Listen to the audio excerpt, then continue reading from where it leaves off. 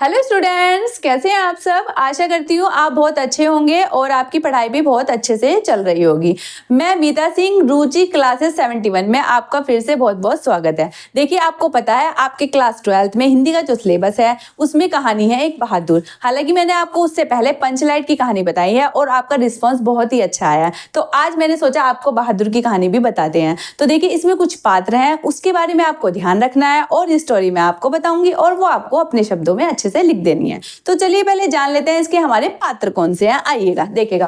देखिए, बहादुर की हमारी कहानी है। कहानी के लेखक कौन है? अमरकांत जी हमारे इसमें कहानी के लेखक है। अब बात करती हूँ मैं आपसे लेखक। इसमें जो ये बात स्टोरी बता रहा है वो क्या बता रहा है? वो कहानी का वक्ता है। लेखक इस मतलब एक लेखक है, वो इस स्टोरी को बता रहा है ऐसे ऐसे ये कहानी थी।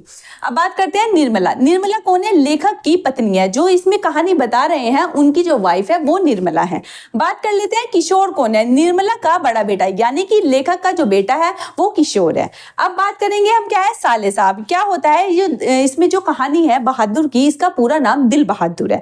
तो ये जो उनके साले साहब है ना, यही लेखक के घर इसे ले जाते हैं दिल बहादुर को।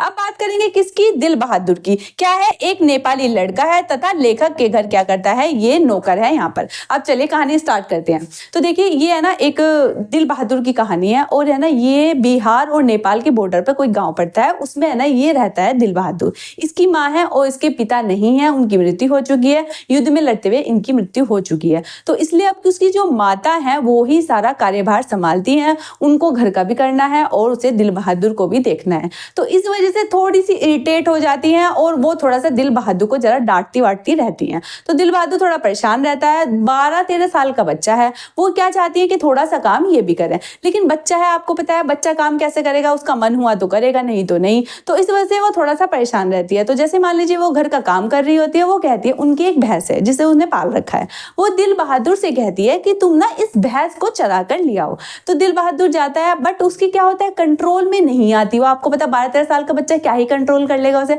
तो गुस्से में आकर, इरिटेट होकर वो क्या करता है, उसे छड़ी से, एक डंडी से मारता है बहुत। अब वो क्या करती है, भैंस भाग के फिर क्या हो जाती है, घर आ जाती है। अब जब उसकी माँ देखती है इसे, भैंस को पीटा उसने, तो उसे क्या होता है, वो उससे बहुत प्यार करती है। उसे गुस्सा आता है दिल बहादुर पर। वो क्या करती है, उसी छड़ी से उसकी भी पिटाई कर देती है। दिल बहादुर बहुत रोता है और वो डिसाइड कर लेता है कि अब वो यहाँ नहीं रहेगा। तो वो क्या करता है, वो अपनी माँ के 2 रुपए लेकर वहां से भाग जाता है। पहुंचता है एक स्टेशन पर, गोरखपुर स्टेशन पर पहुंचता है। वहां पर क्या है, वहां पर एक है ना लेखक के साले साहब जी हैं। वो क्या करते हैं, स्टेशन पर बैठे हैं, वो उस बच्चे को देख रहे हैं, वो रोए जा रहा है और मतलब उसके कपड़े वपड़े भी ऐसे ही फटे वटे हैं। तो वो जाकर उससे पूछ लेता है कि भाई छोटा बच्चा है, क्या बात हुई। वो उससे पूछता है, दिल बहादुर उसे अपनी पूरी स्टोरी बताता है। तो लेखक के जो साले साहब हैं वे क्या करते हैं, इसे दिल बहादुर को लेखक के घर लेके जाते हैं। अब देखिए, जो लेखक है, लेखक की पत्नी है और लेखक का बच्चा है। लेखक के 2 भाई और भी हैं और उनकी वाइफ भी है। लेखक के भाई हैं, उनके है ना बहुत सारे नौकर हैं और है ना उसकी जो वाइफ है कुछ भी काम नहीं करती, आराम से बैठी रहती हैं। तो ये चीज ना उसकी जो लेखक की वाइफ है निर्मला, जिसके बारे में मैंने आपको बताया है, निर्मला को क्या लगता है कि इनके घर में तो यहाँ पर नौकर है और मेरे पास कोई नौकर नहीं है। तो वो बार बार लेखक को बोलती रहती है कि हम नौकर क्यों नहीं रखते, मुझे इस घर का सारा काम करना पड़ता है। तो फिर क्या होता है, तो लेखक सोचता है कि इस बच्चे को क्या करेंगे, हम अपने घर नौकर बनाकर रखेंगे। तो वो इसे ले आता है। तो वो निर्मला से मिलाता है कि ये बच्चा है, ये इसका नाम दिल बहादुर है। और ऐसे तो निर्मला भी मिलती है, आ जाओ बच्चे, हम आपको अपने अच्छे रखेंगे, हम आपको जो भी खाएंगे आपको भी देंगे, अच्छे अच्छे कपड़े पहनाएंगे, हम आपको पढ़ाई भी कराएंगे, जैसे मेरा बड़ा बच्चा करता है आपको भी ऐसे कराएंगे, मतलब आपको यहाँ बहुत अच्छा लगेगा। तो दिल बहादुर बहुत खुश हो जाता है। हालांकि वो प्यार प्यार में कहती है आपका नाम दिल बहादुर नहीं, खाली बहादुर रखेंगे। तो उसका नाम बहादुर पड़ जाता है। अब देखिए क्या करता है, वे शुरू में उसे बहुत सारा प्यार देते हैं तो उसको बहुत अच्छा लगता है। वो क्या करता है, घर का सारा ही तो काम करता है, सारा काम करता है, हाथ बटाता है उसकी जो बच्चा है ना किशोर, वो बड़ा घमंडी टाइप का है। वो छोटे छोटे काम, जैसे उसका कुछ जैसे पानी ले आ, उसकी साइकिल साफ कर दे, हर काम उससे ही कराता है और है ना मतलब अपने आप कुछ भी नहीं करता। मतलब उनकी लाइफ बहुत मस्त चल रही है। लेकिन दिल बहादुर यहाँ खुश है क्योंकि वो क्या करता है, सब उसे प्यार करते हैं, मतलब कोई उसे डांटता मारता नहीं है। अब क्या होता है, वो बाहर के बच्चों के साथ खेलता है, वो गाने भी गाता है और बाहर के बच्चों के सारा काम करने के बाद भी बहुत ही खुश रहता है। अब क्या होता है, देखिए कुछ दिन तक तो ऐसे ही चलता रहता है। फिर क्या होता है, ये जो किशोर है ना, इसका ये जो किशोर है इसका बेटा है, यानी कि किसका, लेखक का जो बेटा है, वो क्या करता है, मान ले एक दिन क्या हुआ, दिल बहादुर ये भूल जाता है कि क्या हुआ, उसकी है ना साइकिल साफ नहीं करता। तो उसे गुस्सा आ जाता है कि तूने साइकिल साफ क्यों नहीं करी। तो उस पर क्या करता है, वो उसे मारता है और उसे गाली भी देता है। वो उसे कहता है सुअर का बच्चा। इससे क्या होता है, वो बहुत हर्ट हो जाता है दिल बहादुर। तो वो क्या करता है, वो कहता है मैं तुम्हारा काम नहीं करूंगा। वो काम करने से मना कर देता है, काम करने से मना कर देता है। तो ये जो है ना निर्मला, यानी कि किशोर की माँ है जो, वो क्या करती है, वो भी कहती है कि तुमने भैया का काम क्यों नहीं करा, तुम्हें काम करना चाहिए था। तो वो भी इसे डांट देती है।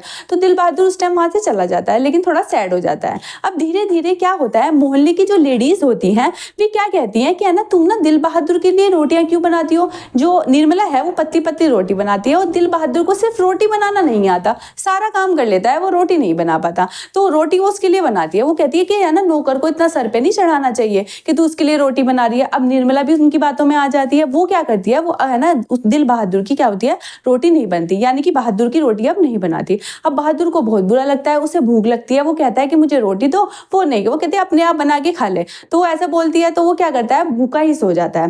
धीरे धीरे क्या होता है, अब है ना ये चीजें, अब निर्मला धीरे धीरे उसे डांटने लगी, मारने। अब है ना इसका आपको पता है, जब वो खुश रहता था अच्छे से काम करता था, अब वो काम भी भूल जाता है और अच्छे से काम भी नहीं करता। और जो लेखक है ना ये चीजें देखता रहता है, वो भी उसी क्या करता है, ब्लेम करता है कि तुम क्या करते हैं, मालकिन की बातें सुना करो, अपने भाई की बातें सुना करो, अच्छे से काम करा करो। अब क्या होता है, एक दिन उनके यहाँ गेस्ट आते हैं। वे क्या करते हैं, रुकते हैं। तो उसमें एक लेडीज होती है, वो कहती है कि मैंने है ना मेरे 11 रुपए मैंने थे और अब यहाँ नहीं है। तो वो क्या करते हैं, सब बहादुर पर शक करते हैं। बहादुर से पूछा जाता है, वो कहता है कि मैंने नहीं लिए, मुझे लेने होते तो मैं आपसे मांग लेता।